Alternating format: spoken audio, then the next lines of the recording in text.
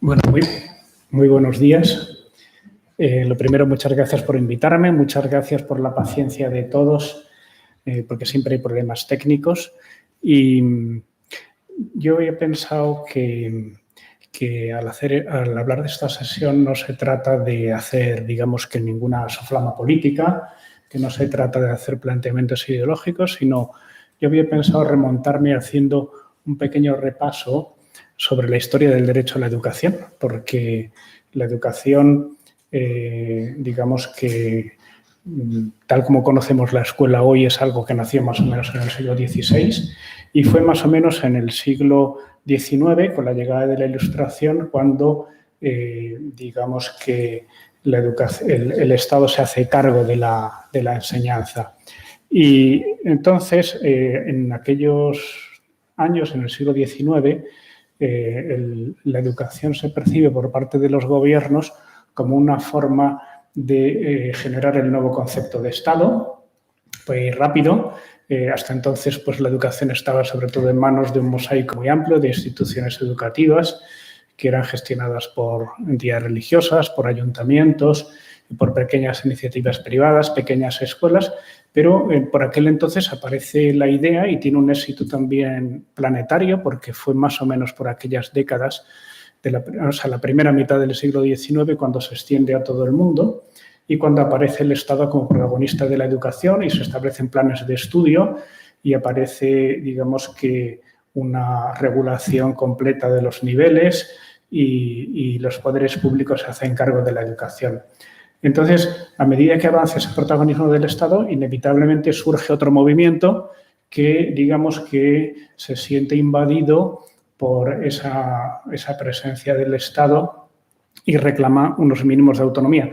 No porque sea malo que el Estado se haga cargo de la educación, fue un gran avance social, pero sí como se reclamaban por parte de la sociedad civil unos mínimos de autonomía, y fue entonces cuando nació sobre todo el concepto de la libertad de enseñanza, porque para que haya libertad en un ámbito se tiene que de alguna manera sentir invadido, ¿no? Igual que, no sé, en el ámbito de las telecomunicaciones por entonces no había desarrollado ningún sentido de libertad, pues con esto también, lógicamente, ese ámbito de libertad se desarrolló cuando hacía falta. Y esta presencia de los poderes públicos desarrolló por entonces como dos conceptos básicos que siguen presentes, ¿no? Es la libertad de crear centros y la libertad de cátedra. La libertad de crear centros, pues está claro, surgió en dos vertientes. En unos casos era porque el Estado era confesional y esa lucha era porque pudiera haber escuelas laicas, y en otros era lo contrario, eran estados laicos que no permitían las escuelas confesionales. Entonces, en ambos casos, que hay que pensar que suceden las dos cosas. En fin, ahora que estados confesionales francamente quedan pocos, pero lo digo también por reflejar que las libertades pueden tener distintas ópticas de las que abordarse. Y la libertad de cátedra se planteó también de un modo ambivalente. Por un lado, a todo el mundo, digamos que le repugnaba la idea de que el Estado quisiera imponer una verdad oficial a través de la escuela. Pero también podía suceder lo contrario, y es que una escuela que quiere tener un carácter propio también reclama, y con toda su lógica, que la libertad de cátedra no es absoluta, porque también el colegio, los profesores de la escuela tienen que respetar el ideario, porque eso es lo que han expuesto a las familias que han elegido ese centro. Y nacen también por entonces el concepto de los derechos prestacionales del Estado, porque una cosa que se comprobó enseguida es que con una libertad de enseñanza total, los países eran analfabetos. He puesto aquí, que no sé si se distingue, los datos de analfabetismo por provincias en España en el año 1877, y que es sumamente interesante. Además, si os fijáis, las zonas más oscuras pues coinciden todavía en bastante medida con las zonas de fracaso escolar. Y esto sería motivo de una charla más larga, que no os voy a dar ahora, pero que la idea básica es que no basta con que haya libertad, hace falta también de alguna manera garantizar una equidad y que el servicio educativo llegue a todos en condiciones de pluralidad. Aquí he puesto pues como digamos que al hilo de esos derechos prestacionales del Estado nació el concepto de la escolarización básica y obligatoria, porque es curioso cómo en este caso una obligación que era la escolarización generalizada era una forma de defender la libertad. Porque la gente, si no sabe leer, si no tiene un mínimo de cultura, es muy fácil de manipular. Entonces, para que una sociedad se desarrolle, es importante que exista ese concepto de que la educación no sea solamente algo en lo que se reclama libertad, sino que se reclama también como derecho. Todos los ciudadanos tienen derecho a ser educados y tienen derecho a ser educados en ese régimen de pluralidad. He puesto aquí, realmente, porque nos dice, ¿cómo es posible que con la enseñanza obligatoria hubiera tanto analfabetismo, ¿no? Porque si fijáis aquí, ya llevamos 50 años de enseñanza obligatoria y ya veis que hay provincias con el 90% de analfabetismo. Esto quiere decir que una cosa es decir que la educación es obligatoria y otra es perseguirlo, y otra es financiarlo, y otra es que realmente aprendan algo. No son exactamente lo mismo. Y bueno, pues por eso hasta que no llegó la revolución industrial y una demanda de empleo más rotunda, en el que claramente era necesario que todo el mundo supiera leer y escribir, hasta entonces realmente no llegó a tomar fuerza lo que es el que la gente estuviera realmente alfabetizada. Y doy un salto hasta después de la Segunda Guerra Mundial. Ya sabéis que después de este gran conflicto bélico que asoló prácticamente el mundo entero, digamos, se suscitó una reclamación universal de que había que poner coto a la tentación de los poderes públicos de adoctrinar a la gente. Y que, por tanto, el concepto de escolarización, que hasta entonces había tenido un planteamiento un poco cuantitativo, pasó a ser más cualitativo. No basta con ponerle una silla en un aula a un niño para que sus derechos estén cubiertos. Hace falta financiarle una silla en un aula, pero con un régimen de pluralidad en lo que es la oferta educativa. No basta decir, ya tiene puesto escolar. Tiene que haber puesto escolar, pero no puede depender solo del Estado, porque si depende solo del Estado, la tentación de utilizarlo con razones de adoctrinamiento son muy patentes. Y por eso, a partir de entonces, digamos que en la mayoría de los tratados internacionales que se firmaron desde entonces, hasta ahora, en todos, sin excepción, se habla de que los padres tienen que tener libertad para escoger escuelas distintas de las que son creadas por los poderes públicos. Y también se menciona siempre el derecho a ser educado conforme a las propias convicciones religiosas, morales o pedagógicas. Y a partir de ahí surge un concepto como muy elemental, y es que si tú quieres que la educación sea plural, tienes que financiar la educación, porque si no solamente es plural para los ricos. Esto es un concepto que hay mucha gente que le cuesta percibir, pero la libertad de educación, para ser tal, tiene que ir unida a la financiación, porque para el que tiene dinero, ser libre es muy fácil, como todos sabemos, pero para que seamos libres todos, uno tiene que tener la posibilidad de elegir escuela plural financiada.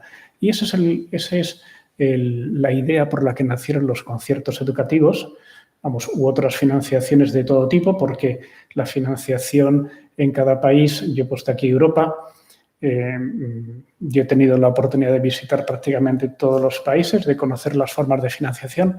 Prácticamente en todos hay financiación pública de la enseñanza privada, porque en todos se comprendió enseguida que era la única forma de que hubiera una enseñanza plural asequible a todos y de que no fuera un control absoluto del estado de la educación. Incluso los países, a partir del año 1989, los países detrás del telón de acero, que algunos ya ni saben exactamente qué es, pero yo sí lo recuerdo bien, que en cuanto tuvieron libertad, lo primero que hicieron fue financiar la enseñanza privada y favorecer el que surgieran y crecieran operadores educativos privados como una forma de hacer madurar sus democracias. Eran democracias muy jóvenes que tenían una gran necesidad de que la sociedad tuviera una educación plural, porque una educación plural es la que permite una pluralidad de pensamiento y una pluralidad política y una democracia realmente arraigada. Entonces, el concepto de igualdad de oportunidades también es un concepto muy necesario a estos efectos, porque la igualdad de oportunidades es que tú puedas acceder a una escuela de cualquier tipo, tengas dinero o no. Y eso es lo que permite que una sociedad realmente se desarrolle con equidad. Y bueno, yo he puesto, aquí está, de este documento que ha sacado el Papa Francisco hace unas semanas, que es muy importante la financiación de la enseñanza porque precisamente la gente que tiene dinero muchas veces le parece que esto de los conciertos es una cosa menor, ¿no? Lo importante es que haya libertad. Y digo, con libertad solo no arreglamos nada. Además de libertad hace falta financiación y es lo que ve más fácilmente la gente que tiene menos recursos. La gente que tiene menos recursos lo que necesita es de que se aborden estas cuestiones de una perspectiva más que de igualdad que de libertad. Luego, la libertad y la igualdad en el fondo son lo mismo, porque la igualdad lo que permite es que uno esté en una situación de equidad y que, digamos, que se haga compatible la libertad, la igualdad y la pluralidad. Yo creo que son como tres aspectos de una misma realidad que tiene que ir unida a la hora de pensar en educación. Y, bueno, la educación, evidentemente, dices, lo mejor sería que el Estado no haga nada. En absoluto. El Estado tiene muchísimo que hacer en educación. O sea, la educación no puede quedar a merced de las leyes del mercado. Desde luego, la educación universal, la escolarización universal, nunca habría sido obra de las leyes del mercado. Con las leyes del mercado estaríamos en el analfabetismo. Tampoco quiere decir que lo ideal sea un Estado invasivo, como puede ser el de Corea del Norte o el de Cuba o algunos otros ejemplos. Yo creo que lo que hace falta es que haya una buena síntesis entre lo público y lo privado, que eso es lo que yo creo que cualquier Estado moderno aspira, y que la privatización de lo público no es la solución, tampoco lo es la estatalización o la nacionalización de la educación. Y ese equilibrio es del que estamos ahora hablando y que es muy importante.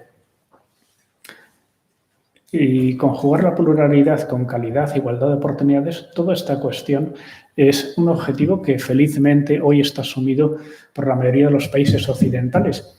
Y es verdad que en algunas democracias, sobre todo la nuestra, que es un poco más joven, pues de vez en cuando se planteen pues, momentos de confusión acerca de estos derechos. Por ejemplo, en España es muy corriente escuchar que esto de los conciertos es una cosa como un privilegio que tiene España que no tienen en otros lugares. Y esa gente lo que necesita es viajar un poco, básicamente. Necesita salir un poco de su entorno y visitar otros países, ver lo que sucede en Francia, en Alemania, en Reino Unido, en Irlanda, en los países nórdicos, en los países del este. En todos ellos, la educación privada está financiada y no hay debate ideológico ni político. No es una posición de derechas ni de izquierdas, ni católica, ni laica, ni nada. O sea, hay países de todos los perfiles y en todos ellos está esta idea presente. También, bueno, y quizá ya se abundar demasiado en este asunto, pero que la educación y la información sea plural es vital para que una democracia progrese, porque sin pluralidad pues la información acaba siendo propaganda y la educación acaba siendo adoctrinamiento, cosa nada recomendable.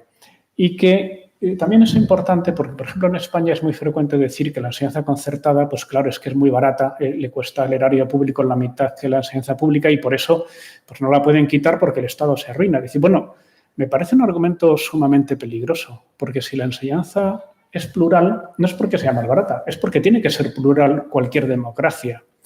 Igual que, pues no sé, cualquier otra razón, pues me parece que está siempre por detrás. O sea, dice, no, es que la pública no sería capaz de absorber la privada. Dice, a mí no me parece tan difícil, es cuestión de construir más escuelas y sacar más oposiciones a profesores. Eso me parece que no es muy difícil, lo podría hacer. Igual que se podría hacer que hubiera solamente un partido político o un sindicato. O sea, no existen grandes problemas en cuanto a capacidad de hacerlo. El problema es que sería un atentado contra la pluralidad y contra la democracia. Porque yo creo que está claro que con una sociedad democrática nadie debe pensar en un sindicato único, como por ejemplo sucedía en la dictadura en España, o un partido único, como también sucedía en la dictadura en España, o una prensa única o bajo control gubernamental, como sucedía también, o una escuela única. Yo creo que esto es algo muy importante y lo digo porque hay partidos políticos en este país, no voy a decir nombres, que dicen que la enseñanza tendría que ser laica, mixta y pública. Y digo, bueno, yo no sé por qué a la gente creyente tienes que dar una enseñanza laica y por qué a la gente que quiere una enseñanza diferenciada tienes que dar una enseñanza mixta, y no sé por qué la enseñanza tiene que ser única. Porque, repito, yo creo que lo bueno de la democracia es que haya diferentes partidos, que haya diferentes sindicatos, que haya diferentes medios de comunicación y que haya diferentes escuelas. Y que sean para todos, no para el que se lo pueda pagar. Y, bueno, la iniciativa privada, yo me acuerdo que cuando hice la comparecencia esta en la ley anterior, fue el 2017, me parece, una de las preguntas que me hicieron dijeron, pero bueno, es que la concertada en España es un 25% y la media europea es un poco más baja, o sea que lo que habría que hacer es reducirla. Y le dije, mira, es como si usted en su partido, era el Partido Socialista, pero podía haber sido cualquier otro, y yo le dijera que usted tiene demasiados concejales y demasiados escaños según la media europea y que debería ceder unos cuantos a otro partido. Y yo le diría, mira, es que quien decide el número de escaños de su partido no es el gobierno ni la media europea, es el pueblo soberano cuando deposita su voto en una urna. Y el tamaño de la enseñanza concertada lo debe decidir las familias cuando eligen su colegio, no el gobierno, ni las medias europeas, ni equilibrios ideológicos de nadie. O sea que, y me dicen, pero bueno, ¿cómo vamos a financiar lo privado con dinero público? Yo le dije, mire, usted, su partido y todos los aquí presentes, los partidos son entidades privadas financiadas con dinero público. Los sindicatos son todos entidades privadas financiadas con dinero público. ¿O es que usted quiere que los sindicatos sean públicos y los partidos sean públicos como en el franquismo? O sea que yo creo que está claro que el dinero público está para gestionar el espacio público.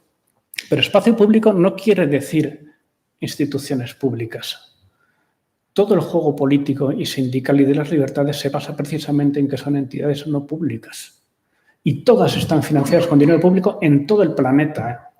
Y esto es una cuestión elemental que a veces se le olvida a la gente. Y, bueno, puestos a decir qué temas son los que hay ahora de debate en la ley de educación, yo he puesto como 5 grupos.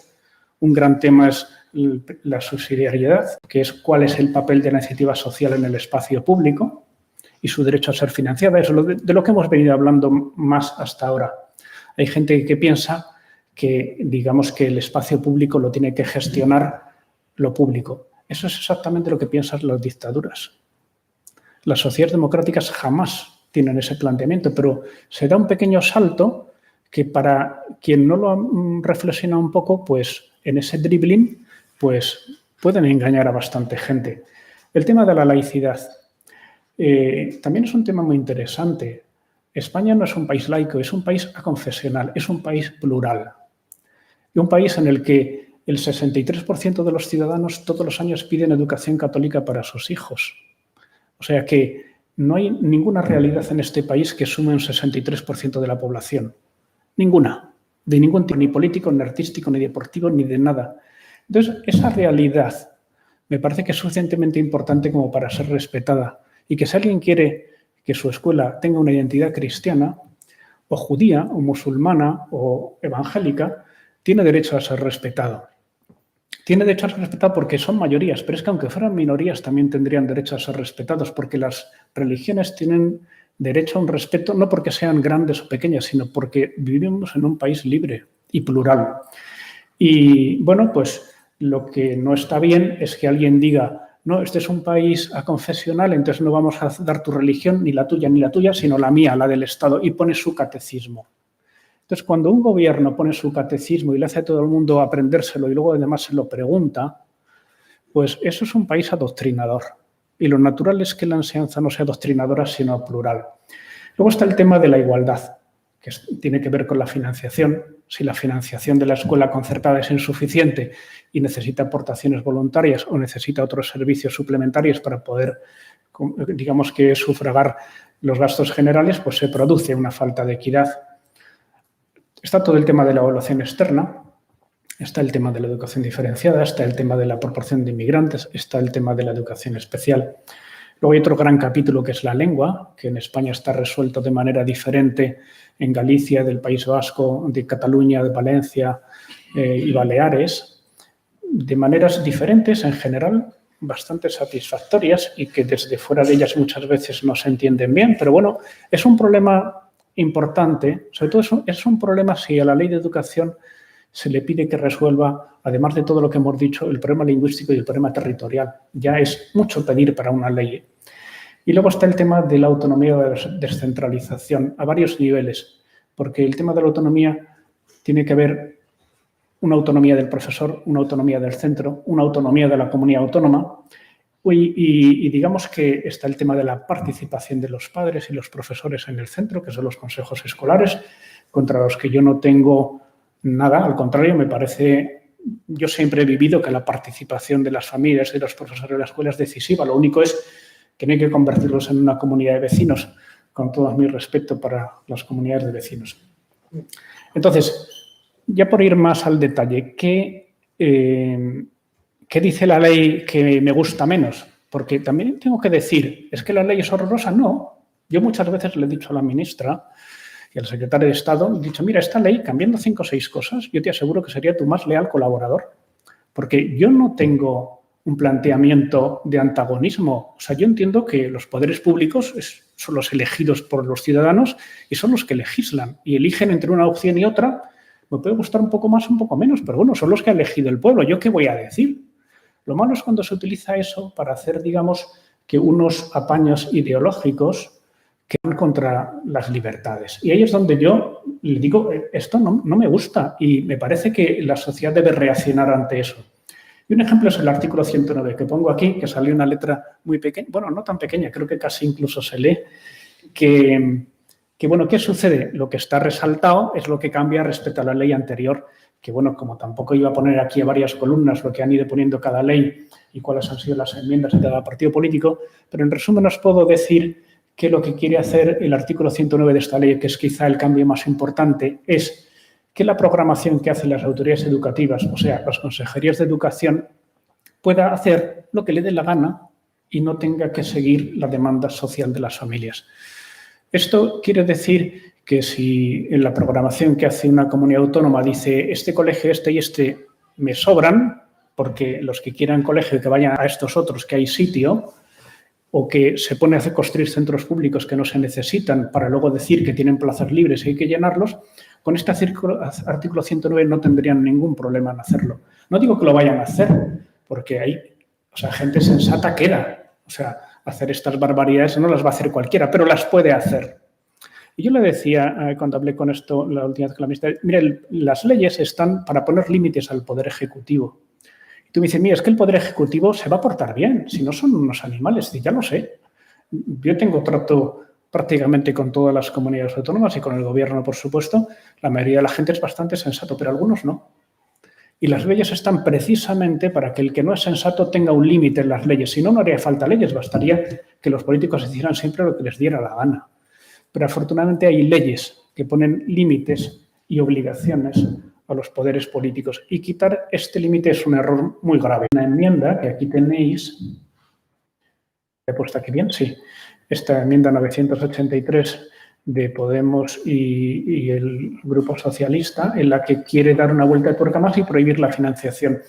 No sabemos si esta enmienda va a salir adelante. Puede salir y daría lugar a una serie de problemas importantes porque, por un pequeño detalle, como que es completamente anticonstitucional, porque hay una sentencia del 2018 que conocen perfectamente que dice, que no sé si lo he puesto aquí, creo que sí, no la he puesto, pero bueno, la podría poner, pero no quiero agotaros, una sentencia del 2018 que viene a decir que la educación diferenciada no discrimina y que si no discrimina, por tanto, no debe ser discriminada en la financiación. Es algo no muy difícil de entender.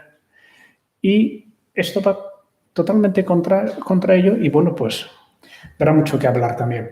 Otro tema es el consejo escolar, que se le dan unas atribuciones y ponen un concejal. Y me dicen, bueno, ¿y qué tenéis contra el concejal? Le digo, yo no tengo nada contra los concejales, es evidente. Pero ¿por qué en Ferraz no tenéis también al concejal de Argüelles en la ejecutiva del Partido Socialista? ¿Sería lo natural? Porque estáis en su distrito y hace falta participación de los ayuntamientos. No les interesa. Vamos, digo, en Ferraz, podía ser también en otras sedes, ¿no? Pero que si el ayuntamiento tuviera alguna participación, como sí sucede en los centros públicos. En los centros públicos de primaria los ayuntamientos financian los servicios y las instalaciones y ahí tienen que estar con todo derecho, pero los centros concertados que no aportan nada. Otra cosa es que se haga un acuerdo y entonces pues ayudan en lo que sea y si les da un puesto, pues estupendo, me parecería muy bien. Luego está el tema de la asignatura de religión. La asignatura de religión, el interlocutor natural es la Conferencia Episcopal. Yo puedo deciros, porque salió en Alfa y Omega el secretario de la Conferencia Episcopal, han hecho una propuesta al Gobierno, que está recogida en esta enmienda de PNV, para, digamos, que buscar una solución a la religión del estilo de tener un área de religión y valores sociales, cultura religiosa o como se quiera llamar, que pudiera tener una modalidad confesional y no confesional. A mí me parece muy buena idea, porque de esta manera todo el mundo recibe formación religiosa y el que quisiera esa formación sería confesional, católica, islámica, evangélica, judía o de cualquier otra confesión con la que se llegara a acuerdos. Y me parece interesante porque la formación religiosa es algo que necesitan todos los ciudadanos, no solamente los creyentes. Igual que, aunque uno no tenga una gran capacidad musical o no le entusiasme la música, pues hace su asignatura de música. Aunque uno no le guste mucho el deporte, pues hay una asignatura de educación física. O aunque no le guste el arte, pues estudia historia del arte. Y aunque no le guste leer, pues hay literatura. O sea que me parece que es parte de la cultura que todo ciudadano pues recibe en la escuela y sería bastante natural. Aquí hay otros artículos que no sé si aburriros demasiado, pero que hablan de la zonificación. Hay una cierta obsesión por la zonificación en esta ley, que también proviene de la idea de que la gente vaya al colegio que tenga enfrente de su casa, porque esa es una forma de potenciar la equidad. Yo creo que no es una idea muy acertada, podríamos hablar bastante sobre ello. Esta es una noticia que salió ayer, hablando de la ley CELA y de cómo pues, se había aprobado ya una enmienda que decía que tenía que haber plazas públicas de educación infantil para todos.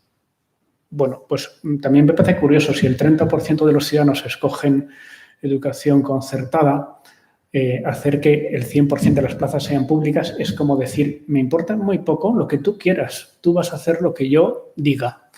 Y bueno, lo que me sorprende también es que haya tan poca reacción ante estos atropellos a los derechos de los ciudadanos. ¿Y qué tenemos que hacer? Porque es como la pregunta que uno se plantea al escuchar todo esto. Y yo diría, hombre, son muchas variables, hay muchos posibles escenarios. Ayer arrancó la mesa de la Comisión de Educación y ya me parece que esto eran más de 100 enmiendas o 200, no sé cuántas, van a buena velocidad. Hay 1.170, me parece, 1.165. Les queda trabajo, pero bueno, están dispuestos a resolverlo en 5 sesiones. Podemos tener en diciembre la ley aprobada en el Pleno del Congreso, marchar al Senado y volver y estar aprobada en marzo, por ejemplo. Los decretos saldrían también. ¿Y cuál va a ser el escenario luego que va a haber en los colegios? Yo digo que yo creo que va a ser bastante diferente en cada comunidad autónoma porque hay distinta actitud ante la aplicación de la ley en las diversas comunidades autónomas. Yo creo que vamos a aprender mucho de qué suceda en cada comunidad autónoma en esta lucha. Creo que es muy importante estar unidos. Creo que es muy importante no precipitarse, pero al tiempo estar preparados y actuar. Yo creo que en las próximas semanas y meses yo pienso que tiene que haber una respuesta clara de la escuela, porque es cierto que todo lo que he dicho lo pueden hacer aunque protestemos, pero, hombre, yo creo que por lo menos saber protestar es lo menos que podemos hacer. Y yo diría que esa protesta ante esta hostilidad que recibe la escuela concertada o la pluralidad en general o los derechos de las familias, digamos que yo diría que por un lado nos tiene que hacer tener más ilusión en que nuestros colegios sean mejores. Porque si nuestros colegios son mejores, por mucho que estén hostigados por los poderes públicos, serán muy demandados y tendrán menos valor para atacarlos quien quiera hacerlo. Y yo diría también por ahí que habrá noticias que busquen generar confusión. Y hay gente que dirán pues, cosas, digamos que vivimos en una época en lo que es la manipulación de las noticias, pues hay gente muy experta y digamos que muy capaz. Y creo que por eso también el hacer un esfuerzo para estar bien informados es una cuestión muy importante. Y yo diría que hay gente que dice, bueno, ¿pero qué vais a hacer si la ley os manda fusilar? Dice, bueno, nosotros somos gente que cumple las leyes, eso vaya por delante. Pero nosotros no estamos por la labor de dejarnos fusilar por nadie. Entonces, vivimos afortunadamente en un país que es un Estado de Derecho, que tiene digamos que sus ángulos o sus ámbitos más que funcionan mejor y otros no tanto, pero que hay muchas formas de defenderse dentro de la legalidad como es natural y yo creo que no estamos por renunciar a ninguna. Y bueno, yo diría que hay que estar muy presentes en las redes sociales. Yo diría, bueno, es que esto de las redes sociales es muy complicado. Dice, bueno, pues tú entra en YouTube y di cómo se abre una cuenta en Twitter y en 5 minutos la has abierto y seguro que hay gente que te sigue y seguro que verás que está muy bien. Y en Facebook y en Instagram y te puedes abrir un canal en YouTube y puedes hacer muchas cosas y puedes, digamos que los grupos de WhatsApp que los colegios son lo más activo que hay dentro de la escuela, pues se puede trabajar también esto. Yo diría que nosotros, digamos, estás diciendo que seamos unos activistas. Yo diría, hombre, activistas, sí, yo creo que hay que ser activos y no nos podemos dejar atropellar nuestros derechos. También diría que no se trata de crisparse ni radicalizarse. Yo creo que lo que es activo como movilización es dar argumentos y razones y datos y claridad. Y que además hay que darlos con simpatía y buen humor. Nosotros no somos unos malhumorados ni unos gritones que nos dedicamos a crispar la sociedad en la que vivimos. No tenemos ningún interés en crispar nada. Lo que tenemos interés es en que no nos engañen y nos atropellen, simplemente. Y que tenemos que pensar que hay mucha gente mal informada, mucha gente indecisa, mucha gente en la perplejidad que oye cosas muy diferentes y que tenemos que darles una mejor información para que puedan formarse una opinión libre y bien documentada. Y que, bueno, que los conciertos, uno dice, bueno, y si le quitan el concierto a Tajamar, ¿qué va a pasar? Dice, hombre, Tajamar no lo sé, pero a las familias es un verdadero problema, a sus familias y a sus trabajadores. Porque el concierto no es una subvención al colegio, es una subvención a las familias que va a la cuenta corriente de sus profesores. O sea, por el colegio pasa una pequeña cantidad con la que se paga la calefacción y poco más. O sea, que los conciertos es una subvención a la familia a través de sus profesores. Nadie debe pensar, bueno, ¿y qué van a hacer las empresas educativas? Las empresas educativas del dinero del concierto prácticamente no lo ven. Por eso cuando dicen, bueno, es que este dinero público no está bien controlado, dice, hombre, no hay dinero público mejor controlado porque va directamente a la cuenta de sus profesores y saben muy bien lo que hacen con su dinero. O sea que realmente el dinero público del que mejor se rinde cuentas es el que recibe la de enseñanza concertada, porque de entrada el 90% es pago delegado y el otro pequeña parte está controlado por el Consejo Escolar, por las inspecciones de Hacienda y por la inspección educativa. O sea que realmente pocos en este país están tan bien controlados como esos.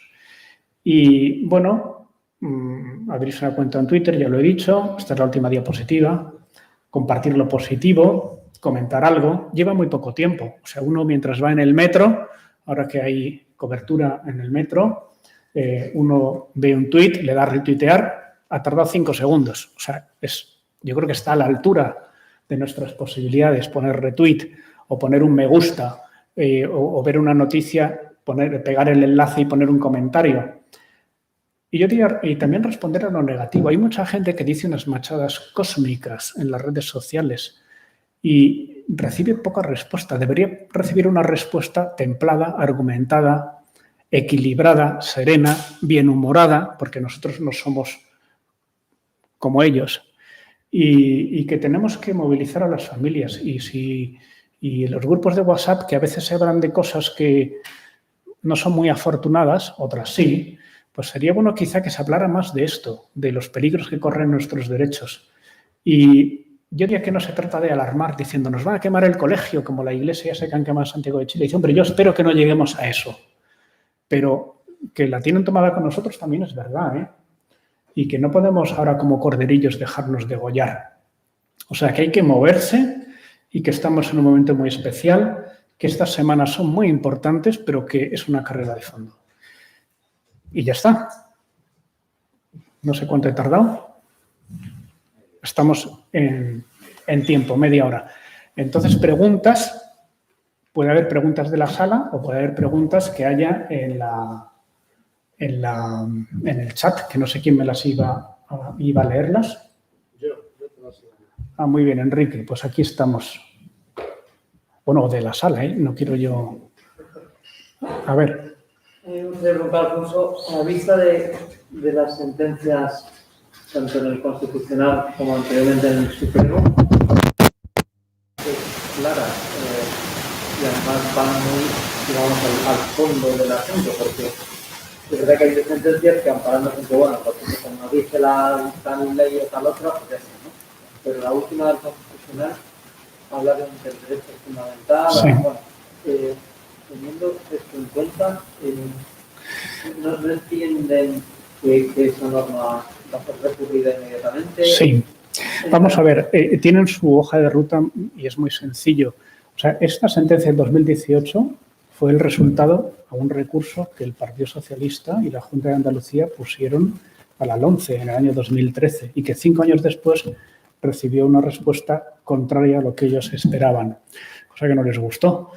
Y entonces, ¿por qué esta ley dice lo contrario en algunos puntos a lo que dice la sentencia? Porque ellos juegan con que, como las leyes no se pueden suspender, aunque estén recurridas al Constitucional, que en el tramo de ese recurso puedan hacer daño a la escuela.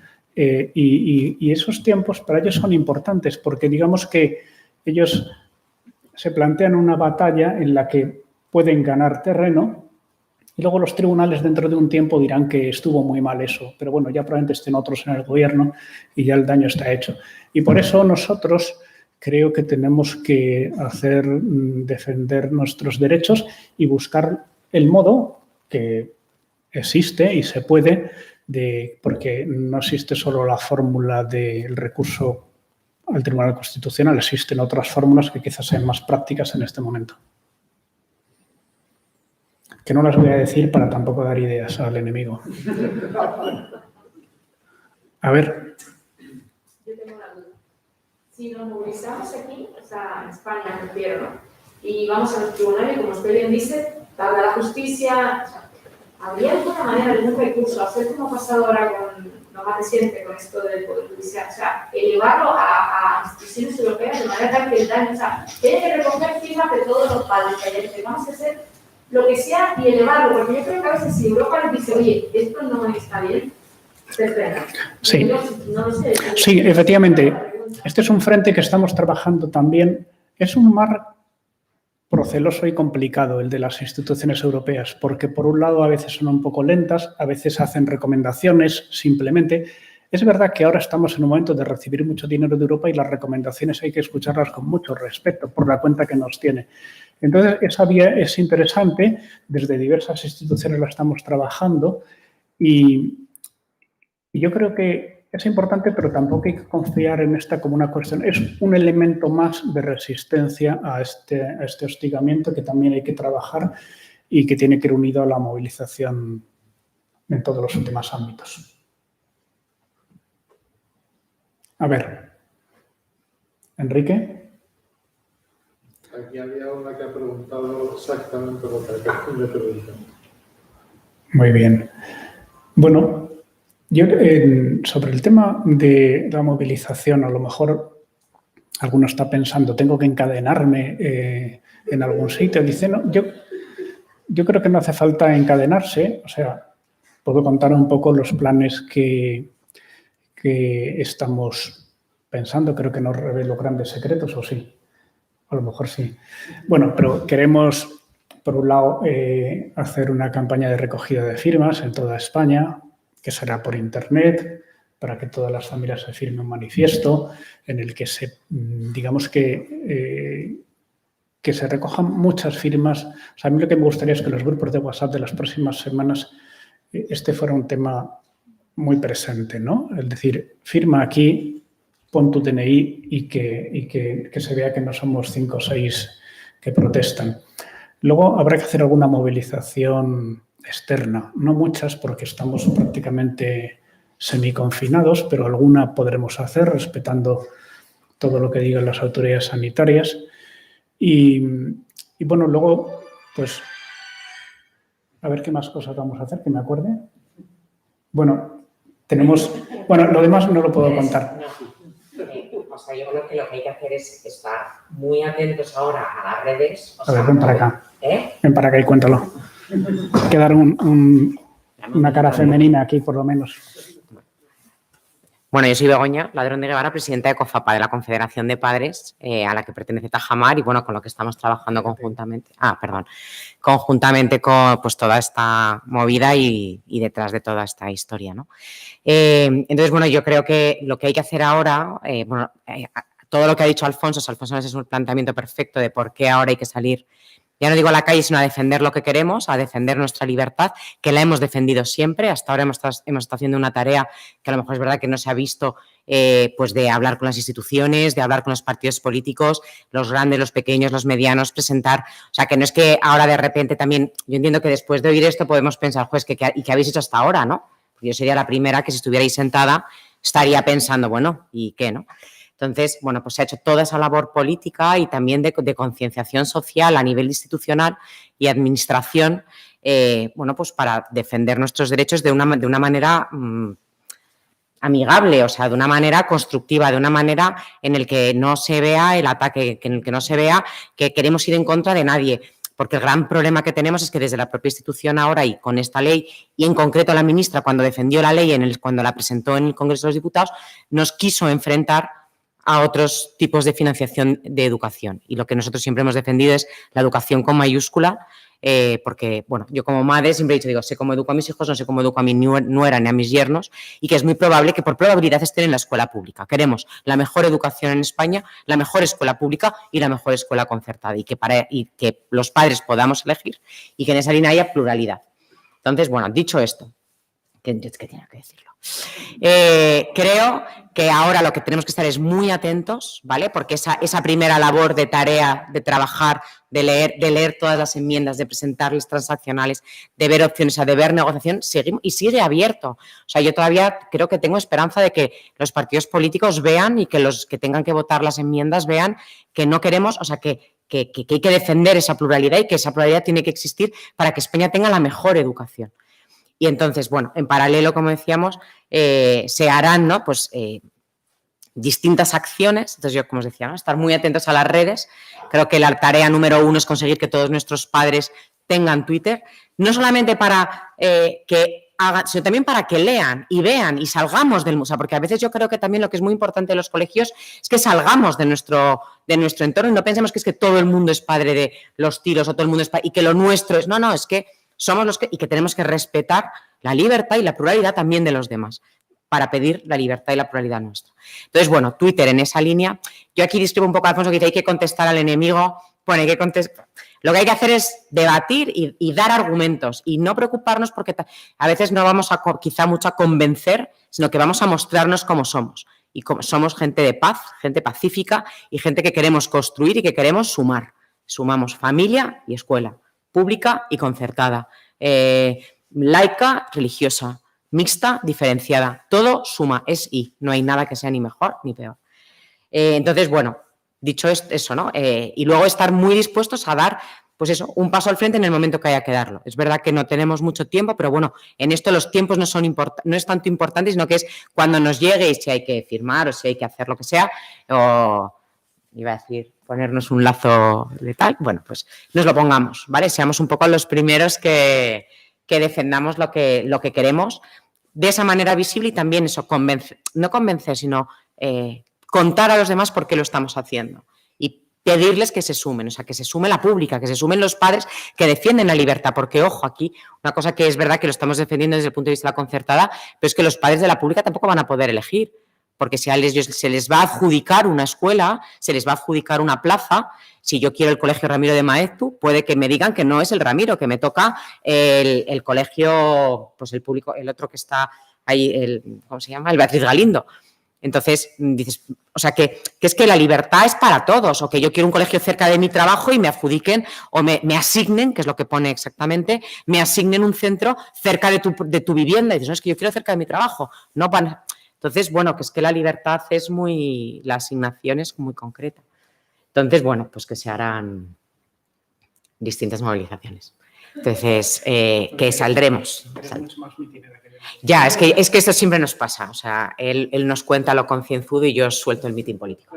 Entonces, pero de verdad que yo sobre todo creo que tenemos que tener por un lado, muchísima tranquilidad y muchísima paz de saber que hemos hecho muchísimas cosas. Y que, para empezar, lo primero que hemos hecho es, durante todos los años que habéis elegido el Colegio Tajamar o el Colegio de los Tilos, ya habéis hecho una defensa a ultranza de vuestra libertad, de vuestro derecho, de elegir este colegio, y que elegís este colegio y que no sois tontos y que no queremos discriminar. No, es que ni segrego ni discrimino. No, es que elijo porque me da la gana. ¿Y tú por qué quieres diferenciada? Porque me da la gana. ¿Y tú por qué quieres mixta? Porque me da la gana. Y eso es lo mejor, es la mejor defensa, es la mejor manera, pero con una sonrisa. O sea que, bueno, y ya está.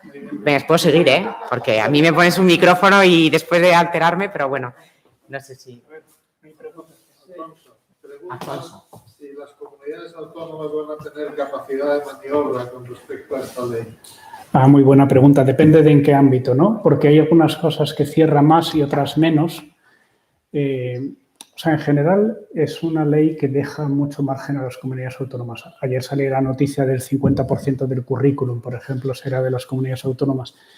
Pero yo creo que van a tener bastante margen y estamos en un país que se está descentralizando poco a poco y en cierto sentido es muy bueno, pero nuestra demanda es que haya una serie de cosas que estén, digamos que, defendidas por las leyes orgánicas, porque precisamente las leyes orgánicas están para poder poner límite a los poderes ejecutivos autonómicos. Y esto incluso lo hemos hablado con los partidos nacionalistas, que para mí, como es natural, merecen todo el respeto, porque ellos a lo mejor tienden a pensar que si tienen más libertad para hacerlo como quieran, pues mejor, ¿no? Que tienen más soberanía. Pero yo siempre les digo que igual que aquí en España procuramos que la normativa europea vaya en la línea de nuestros principios y que eso es una cosa positiva y que eso no te resta autonomía, que cuando hay una ley superior que digamos que va a favor de tus valores, esos valores se refuerzan, porque si tienes capacidad de hacerlo, lo tienes tú, pero lo tienes también el gobierno que venga después que puede pensar lo contrario.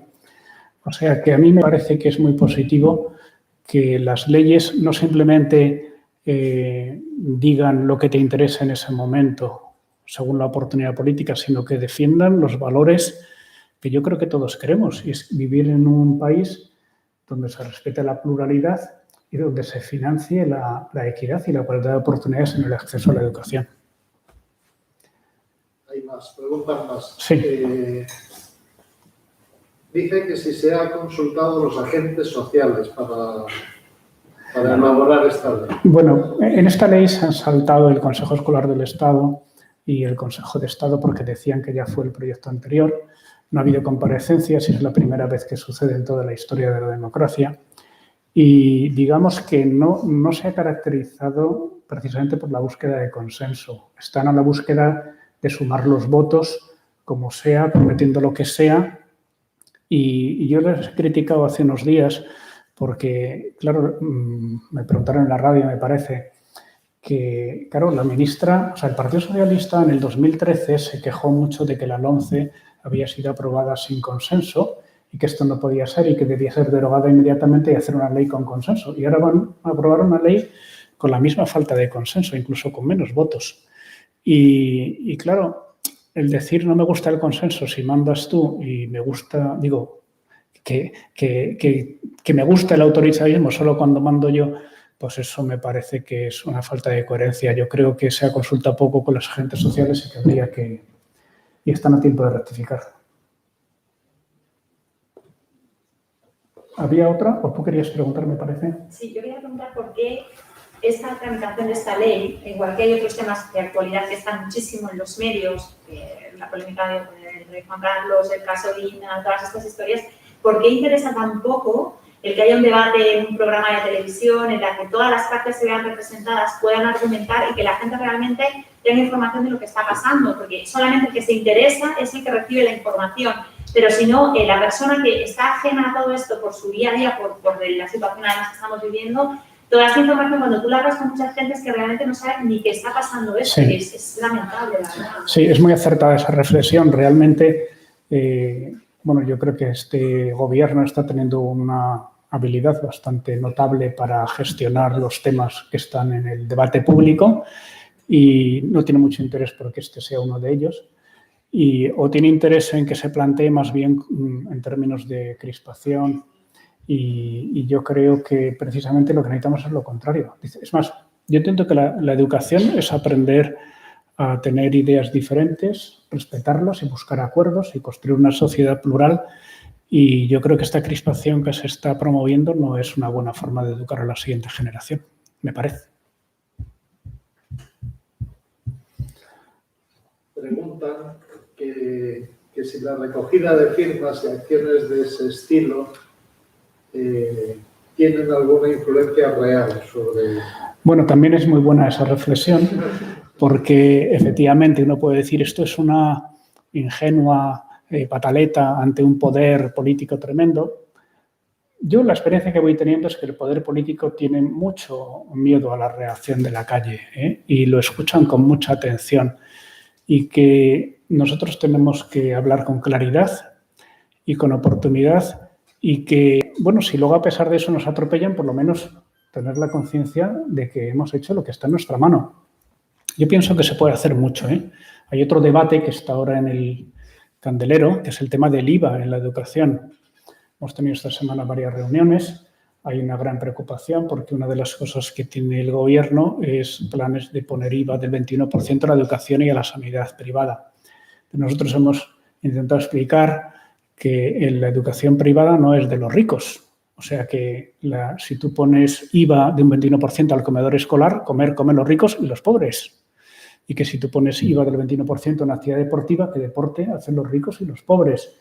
Y si pones 21% en una escuela infantil, pues que tienen hijos todos, todo el mundo, o sea que, o el bachillerato, que no está concertado en muchos sitios, o las escuelas de idiomas, o las escuelas de música, la formación para el empleo, la formación continua. Bueno, a mí me parece que la formación es algo, en España el 80% de la formación la dan entidades privadas. Si les pones el 21%, desde luego creo que no es lo más acertado para este país, que ahora necesita un esfuerzo de transformación digital y de transformación de su tejido empresarial entre la situación de la crisis que hay. Y me parece una medida muy inoportuna que yo creo que hay que también hacer ver que si han pensado que es una medida para quitar el dinero a los ricos y dárselo a los pobres, en este caso se han equivocado. Y creo que esto es lo que tienen que escuchar. Y bueno, se ha dicho, sí, lo que hace falta es que los que dicen eso, que no están entre los, a lo mejor no tienen acceso a las grandes, digamos que los grandes areópagos de la comunicación, pues que cada uno, vamos, que nosotros seamos capaces de difundir esas ideas con nuestros medios, que se puede, Es más, me consta que los partidos políticos prestan cada vez más atención a las redes sociales porque en muchos casos piensan, y tienen razón, que los medios de comunicación en muchos casos ya están muy alineados ideológicamente y que van a decir lo mismo pase lo que pase. Y por lo tanto, si quieren medir la temperatura del debate público, miran muchas veces más las redes sociales que los medios de comunicación. Y miran mucho, curiosamente, por ejemplo, Instagram, porque Instagram tiene un perfil muy joven y los partidos políticos tienen mucho interés en los nuevos votantes, porque digamos que los equilibrios políticos están muy, muy ajustados y el voto de los que entran por primera vez que entran al voto la primera vez son muy cotizados y les prestan mucha atención. Entonces, lo digo porque Instagram, vosotros además que sois jóvenes, pues es vuestra oportunidad. A ver. Además, en eso, o sea, creo que tenemos dos papeles fundamentales. Uno, que esto es una guerra, o una movilización a lo mejor como más puntual, pero no acaba aquí. Entonces yo creo que esto es lo que nos tiene que hacer fuertes y esto, o sea, la cuenta de Twitter que os abráis no se cierra cuando ya está la ley, pues ya, no, o sea que hay que seguir y esto lo que nos tiene que servir es para hacer músculo, para estar muy orgullosos de dónde estamos y qué es lo que queremos y para seguir difundiéndolo y conociéndolo. Los medios de comunicación es verdad que tenemos la voz que tenemos, pero también es que nosotros como padres tenemos que demandar esta información.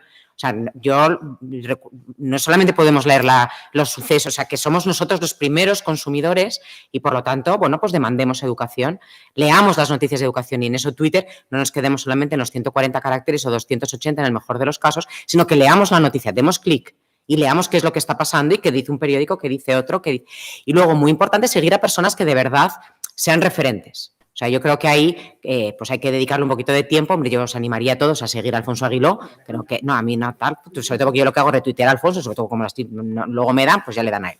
Entonces, pero eso, buscar quiénes son referentes, quiénes son las personas que nos, no digo que nos gusten, que nos pueden ayudar y nos pueden instruir en esto y nos pueden enseñar.